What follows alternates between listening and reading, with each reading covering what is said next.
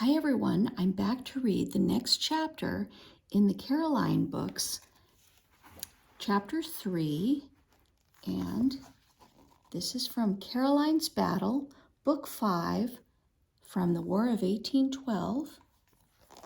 Chapter 3 is called Terrible Orders. Caroline and Mama watched the workers until they disappeared from view. The musket fire in the distance had stopped. The new silence seemed terrible and threatening. Finally, Mama turned toward the office. "We must make haste," she said. "I want you to take the last batch of records home." Caroline's mouth went dry as she realized that Mama was sending her back home. She remembered what Mama had told Mr. Tate. "I'll do whatever I must." Mama put her hands on Caroline's shoulder and looked her straight in the eye. "I'm staying here at the yard."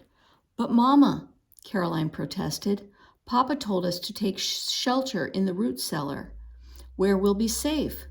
"Yes, he did," Mama said soberly, "but Papa didn't know that all the workers would be pulled away to help defend the village." "The situation has changed, Caroline. Now I must do what I think is best. I trust that Papa will understand." Caroline hated leaving Mama all alone at the shipyard. Still, she knew that Mama needed help, not arguments. So she held her protest inside. "Yes, ma'am," she said reluctantly. "I'll go." In the office, Caroline helped pack 2 baskets with the last ledger and letters. "Once you're back at the house," Mama said, "take Grandmother into the root cellar. A wind might spring up at any minute and fill those British sails." After kissing Caroline on the forehead, Mama gave her a little push toward the door. Caroline hurried back through Sackett's Harbor, where there were no women or children in sight. Caroline knew that they were either safely away or sheltering inside their own cellars by now. It felt strange and a little spooky to be alone among soldiers and militiamen who were thinking only of battle. When Caroline reached her house, she scurried inside and closed the door behind her with a whoosh of relief. When she told Grandmother about Mama's decision, the old woman did not look surprised. "I would expect your mother to do nothing less." "I wouldn't expect your mother to do anything less," Grandmother said. "She's a brave woman." Caroline nodded. Grandmother and Mama were both brave women. Caroline hoped that she might one day prove herself to be as smart and courageous as they were. Grandmother rubbed her chin, looking about the kitchen. "There's no telling how long she'll have to stay at the shipyard," she murmured. Tell me, Caroline, is there any wind yet?" "No, ma'am," Caroline said. "The lake is as still as a bowl of milk." "Good. I want to send some food and a blanket down to your mother. Will you make one more trip to the yard?" Grandmother looked at her intently. Caroline blinked in surprise. Mama had instructed her to stay safely at home until the battle was over. But Grandmother is right, Caroline thought. There was no way to know how long Mama might be alone at the shipyard. And Mama had said that sometimes in difficult situations, people need to make their own choices. Caroline squared her shoulders. "Yes, I will," she told Grandmother. "I'll run like a deer." Grandmother smiled. "That's the spirit," she said. "I've got beans and bacon warm over the fire. Fetch a plate and have a good meal yourself, and I'll prepare some supplies for your mother." Caroline hadn't thought she was hungry, but with one bite of the sweet and salty baked beans, she changed her mind. By the time she'd gobbled up her helping and eaten a piece of warm bread dripping with butter, Grandmother had joined her again. "Here's the basket," Grandmother began. "I want you to see what I've packed." Caroline scrambled to her feet, wiping her mouth with a napkin. "I'm sure Mama will be pleased with whatever you send, Grandmother." "I want you to see what I've packed," Grandmother repeated. Her voice was unusually slow and forceful. Caroline went still. Something was on Grandmother's mind. "I've put in 2 loaves of bread, the last of the dried apples, and some smoked fish." Grandmother gestured at each of the items. Then she lifted the corner of a cloth she'd put under the food. And something else your mama might need. Caroline's eyes went inside as she saw the silver glint of metal. Grandmother had hidden a pistol under the cloth. Nestled beside it was a little sack that no doubt held ammunition. Grandmother tucked the cloth back in place. You must deliver this to your mother's hands. Yes, ma'am, Caroline whispered. The sight of the gun made her feel shivery inside. Many years ago, Papa had ordered Caroline not to touch either of his guns, and she never had. But I must carry this pistol to Mama, she thought. The only way Mama would have a gun to help defend Abbott's was if Caroline took it to her. One more thing, Grandmother cupped Caroline's face in her hands. I'm an old woman. I've lived through more than one battle. As soon as trouble starts, I will settle myself in the root cellar, safe from enemy gunfire. I'm not afraid to be alone. Do you understand? Caroline swallowed hard. Grandmother's eyes held everything she didn't say. Make your own decision about coming home, my girl, and if you feel that you should stay with your mama, do not worry about me. Now Caroline understood why Grandmother had insisted that she eat a hearty meal before heading back to the shipyard. It took Caroline a moment to find her voice. Finally, she took a deep breath. Yes, Grandmother, she said. I understand. Good girl. Grandmother patted Caroline's cheek. Caroline put on her cloak, picked up the blanket roll that Grandmother had prepared, and hooked a basket handle over one arm. I'll do my best, she promised. I know you will, Grandmother nodded. Off you go. Caroline hurried back to the Abbott's shipyard. The office was on the ground floor of the main shipyard building, close to the street. When Caroline looked inside, she found the room empty. Next, she checked the workshop behind the office. They were empty too. Perhaps Mama was up in the sail loft. The big room where Hosea stitched huge sails was on the second story of the building. From the window there, Mama would be able to see the half-built gunboat in the yard below. She'd also be able to see the harbor. Mama came running when she heard footsteps on the stairs. Caroline, she cried, I expected you to stay home. I know, Caroline said quickly, but Grandmother asked me to bring you some supplies. She put the basket on the bench and showed Mama what had been packed inside. That was thoughtful, Mama said as she saw the food. And, Caroline had lifted the cloth, revealing the pistol. Mama pulled the gun free, loaded it, and slipped it into a pocket.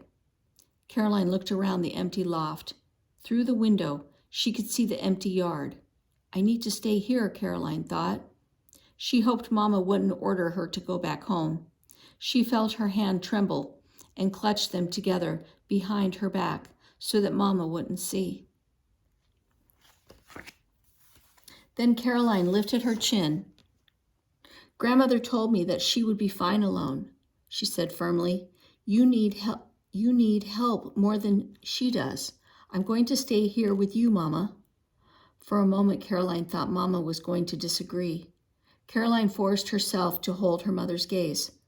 I can do it, she told Mama silently.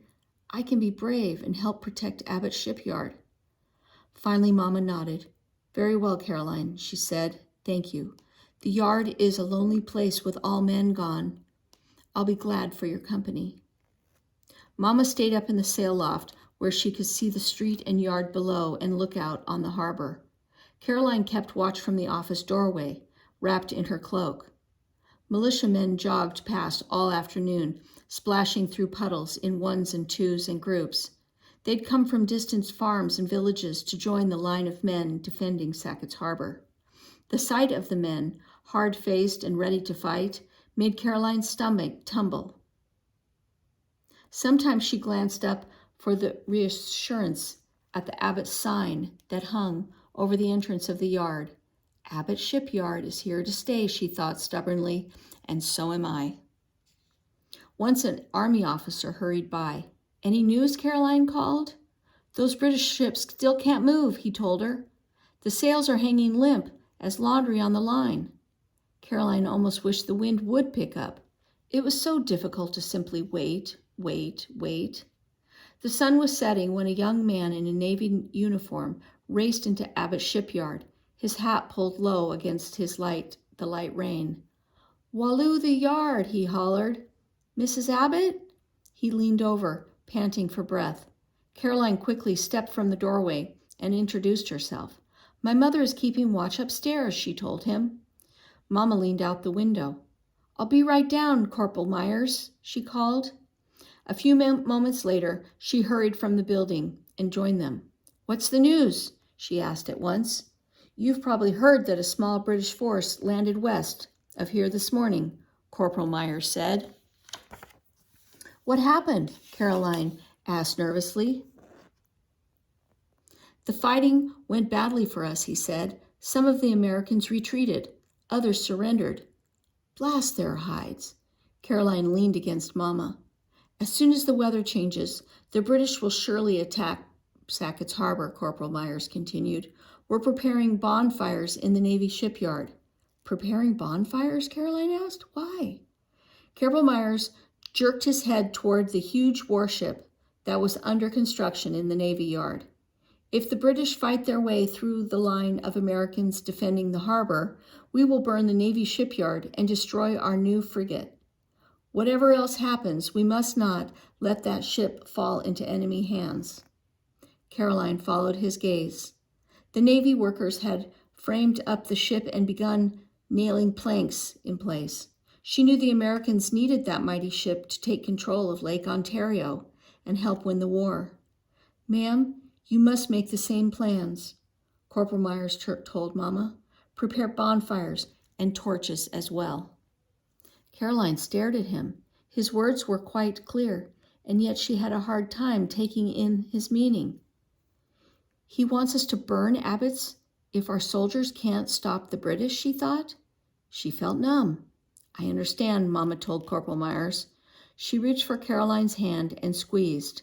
"We'll prepare." Caroline opened her mouth, but no words came out. She felt as if the world were suddenly spinning in circles, and the only thing keeping her feet planted on the ground was Mama's grip.